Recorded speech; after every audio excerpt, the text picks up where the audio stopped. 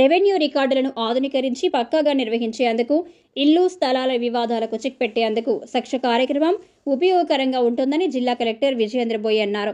మంగళవారం జడ్చర్ల పట్టణంలో బీఆర్ఆర్ ప్రభుత్వ డిగ్రీ కళాశాల ఆవరణలో national geospatial knowledge based land survey of urban habitations Naksha కార్యక్రమాన్ని జిల్లా కలెక్టర్ లాంఛనంగా ప్రారంభించారు. ఈ సందర్భంగా ఆమె మాట్లాడుతూ, కేంద్ర ప్రభుత్వం ఆధ్వర్యంలో digital India land records modernisation programme DILRMPలో భాగంగా national geospatial knowledge based land survey of urban habitations కార్యక్రమాన్ని చేపట్టినట్లు తెలిపారు. సర్వే ఆఫ్ ఇండియా, రాష్ట్ర రెవెన్యూ పురపాలక శాఖల ద్వారా ఈ సర్వే నిర్వహించనున్నట్లు తెలిపారు. దేశవ్యాప్తంగా 2 లక్షల వరకు జనాభా ఉన్న 152 మున్సిపాలిటీల్లో పైలట్ ప్రాజెక్టుగా మంగళవారం ప్రారంభం చేస్తున్నట్లు తెలిపారు. ఉమ్మడి మహబూబ్ నగర్ జిల్లాలో కొడంగల్, జడ్చర్ల పట్టణాలను ఎంపిక చేసినట్లు తెలిపారు. ఈ పట్టణాల్లో ఏడాది పాటు పైలట్ ప్రాజెక్టును అమలు చేసిన తర్వాత వచ్చే ఫలితాల ఆధారంగా మార్పు చేర్పులు చేస్తారు.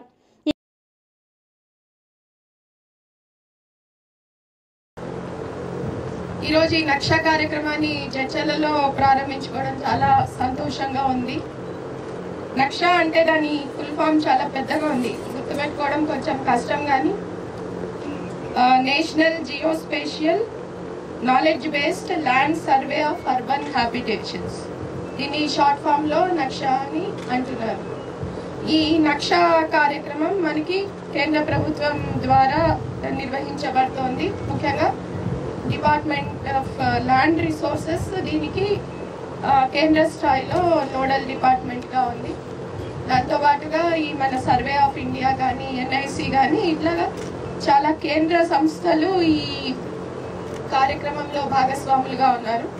అదేవిధంగా మన రాష్ట్ర ప్రభుత్వానికి వచ్చినప్పటికీ రెవెన్యూ డిపార్ట్మెంట్, అదేవిధంగా మున్సిపల్ అడ్మినిస్ట్రేషన్ డిపార్ట్మెంట్, ఈ 2 శాఖల ద్వారా ఈ నక్షా కార్యక్రమం మన రాష్ట్రంలో నిర్వహించబడుతుంది. అయితే ఇది ఒక పైలట్ ప్రాజెక్ట్. ఇది మన మొత్తం దేశంలోనే దాదాపు 5,000 అర్బన్ లోకల్ బాడీస్ ఉంటే, అంటే మున్సిపాలిటీస్ పట్టణాలు ఉంటే 5,000 ఉంటే, దాంట్లో 152 పట్టణాల్లో మాత్రం ఈ పైలట్ టేకప్ చేయడం జరిగింది. ఆ 152 పట్టణాల్లో మన జిల్లాలో జడ్చర్ల ఉండడం అనేది మనకి చాలా సంతోషించాల్సిన విషయం. ఇదేమంటే మొదటిసారిగా పైలట్ చేస్తున్నారు కాబట్టి దాదాపు 2 లక్షల కంటే తక్కువ పాపులేషన్, అదేవిధంగా 35 స్క్వేర్ కిలోమీటర్స్ కంటే తక్కువ ఏరియా ఉన్న పట్టణాలు సెలెక్ట్ చేసుకున్నారు. కాబట్టి అందులో భాగంగా మన జడ్చర్ల వచ్చింది. తర్వాత ఇది కేంద్ర ప్రభుత్వం ఈ digital India land modernisation project అని వాళ్ళు చేస్తున్న కార్యక్రమంలో భాగంగా ఇది మొదలు పెట్టడం జరిగింది. ఇది దాదాపు ఒక 1 ఇయర్ ప్రాజెక్ట్. 1 సంవత్సరం పాటు ఈ నక్షా కింద కార్యక్రమాలు జరుగుతాయి. ఆ తర్వాత మిగిలిన పట్టణాల్లో, మొత్తం దేశంలో ఉన్న అన్ని పట్టణాలు దశల వారీగా దీని కిందకి తీసుకురావడం జరుగుతుంది. అయితే ఇందులో ఇందాక మన అడిషనల్ డైరెక్టర్ గారు కానీ, అడిషనల్ కలెక్టర్స్ కానీ అందరూ చెప్పినట్టు ఇది చాలా ఇంపార్టెంట్, చాలా కీలకమైన కార్యక్రమం. మీ అందరికీ కూడా తెలుసు, ల్యాండ్ రికార్డ్స్ కరెక్ట్గా ఉండడం, కరెక్ట్గా మెయింటైన్ కావడం, కరెక్ట్గా మేనేజ్ చేయడం అనేది అన్నిటికంటే కూడా అతి కీలకమైన అంశం. మనందరం కూడా చూస్తే ఇప్పుడు మనకి ప్రజావాణి ప్రతి మండే జరుగుతూ ఉంటుంది, మండలాల్లో కూడా ప్రజావాణిలు జరుగుతాయి.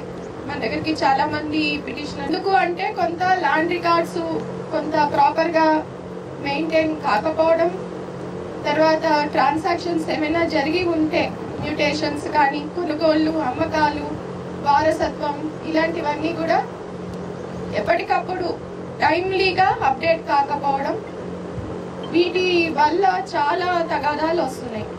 ఇంకా రూరల్ ఏరియాలో చూసేటప్పటికి పట్టణ ప్రాంతాలు ఏమిటి అంటే పెరుగుతూ ఉంటాయి, అడ్డంగా పెరుగుతాయి, నిలువుగా పెరుగుతాయి.